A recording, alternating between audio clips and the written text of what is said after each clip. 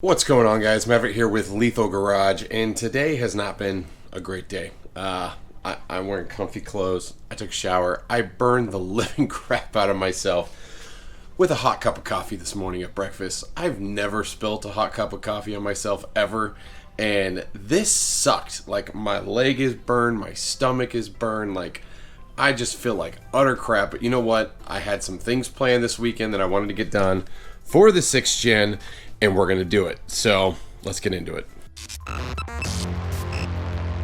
So as you guys know, we recently have gone racing quite a few times over the last couple weekends, trying to get the car dialed in. Unfortunately, at Famoso, the track wasn't as prepped as we hoped. We're blowing the tires off. We had to pull all sorts of throttle out of it. Still achieved a 9.8, but it could be better. But the other thing that happened,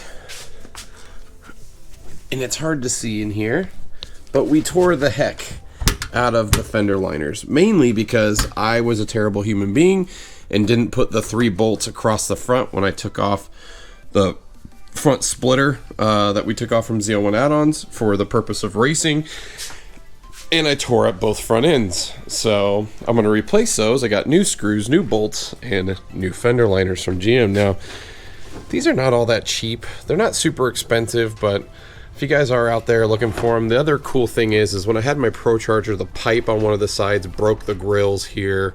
It's just gonna be nice to do a whole replacement on all that, because it's been getting beat up over the years, and it should be fairly simple. So we're gonna go ahead and install these. There's lots of bolts and things to get to, but it should be pretty straightforward. So let's get into it. So for this replacement, we have to remove the front wheels. So I'm gonna jack the car up, put it on stands, and get to it so we can take this thing apart. Now, a ton of people ask me, Lethal, how do you jack up your car?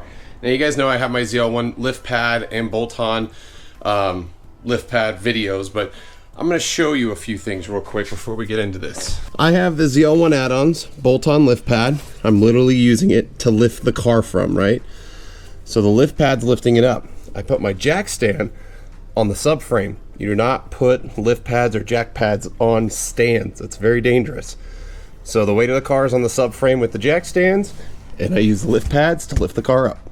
A moment ago, I was trying to show you the passenger side on how bad these ripped up, and now you can clearly see the damage and why I'm replacing it. All my electronics and innards are basically visible at this point, so that's why we're replacing it. Not bueno.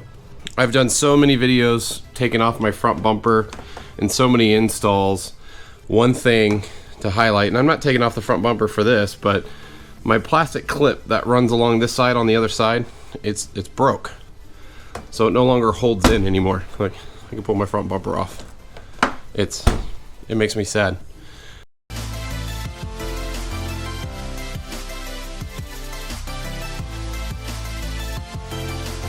So for this to uninstall, you need a 7mm adapter and a T15 star or torque.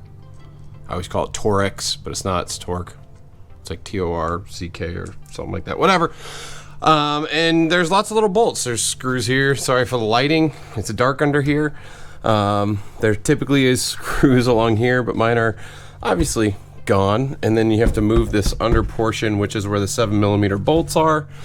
And there's a couple push pins, so a flathead screwdriver on both sides, and I think there's a couple pins here. Now keep in mind, this is a separate piece from the fender liner, so we're keeping this, but we do have to unscrew this to get the fender liner out, so you gotta take that apart. At least on the passenger side. On the driver's side, I think it's a smaller piece than that.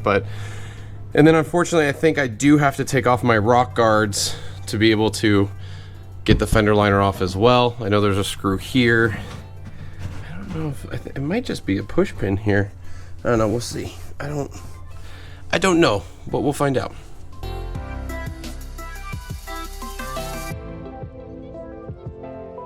So I took off this back panel right here. That's going to be reused. I didn't get a new one of those. So there's quite a few bolts and then a couple push clips like these kind. Again, a flathead screwdriver or a finishing tool works really good for that. Now we need to get the 7mm bolts that line all the connecting points for the fender to the splitter and to the lower splash shield or grill cover, radiator cover. I don't know what they call it, but yeah, we'll get that out.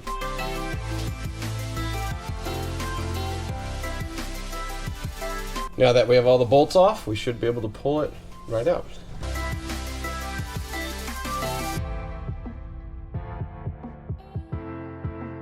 So one of the nice things about being able to open it up, take off the fender liner and all that stuff is we can get to a lot of places that we couldn't clean before. So me being the cleaning guy and want everything to look nice, I'm gonna wipe down everything in here, see how it looks. We'll time lapse this.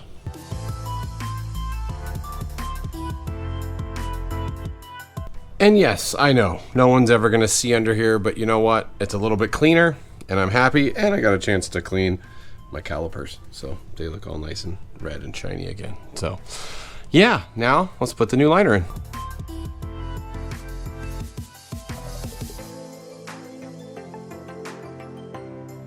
So I'd say the hardest part is just getting it fit back in place. Like right now it's too high. It basically all needs to shift down just a bit. We'll get there. But there's an edge that you want to tuck the part in.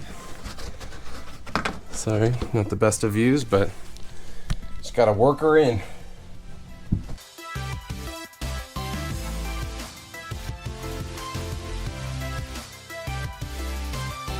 On the fun side, I was missing 5 bolts, so I had to go to GM and buy these.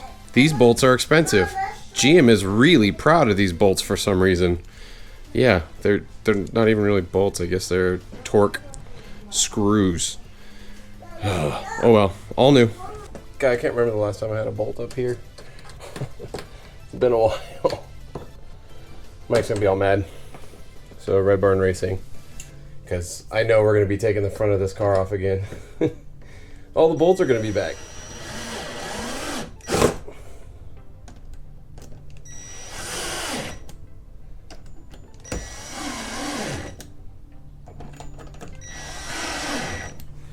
There we go. Now we just got to button up the other side down here.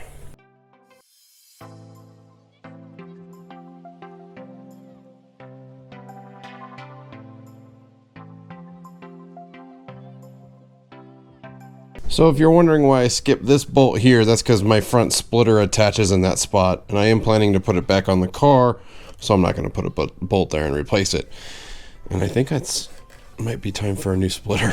This thing's all jacked up since I took off the front lip. I hit bump so hard now. Bad. Just bad. But there you have it. New fender liner has been installed and replaced. No more tears and rips. It's a nice, clean fit. Nothing sticking out or looking weird. If you notice, my sway bar is still disconnected because of race car things. I actually just need to take the whole sway bar off. We just haven't done that. Maybe since I have the car up, maybe I'll do that today. I don't know. We'll see.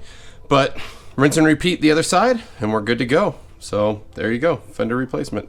Or fender liner replacement. But there you have it. Fender liner replacement done. Pretty easy to do.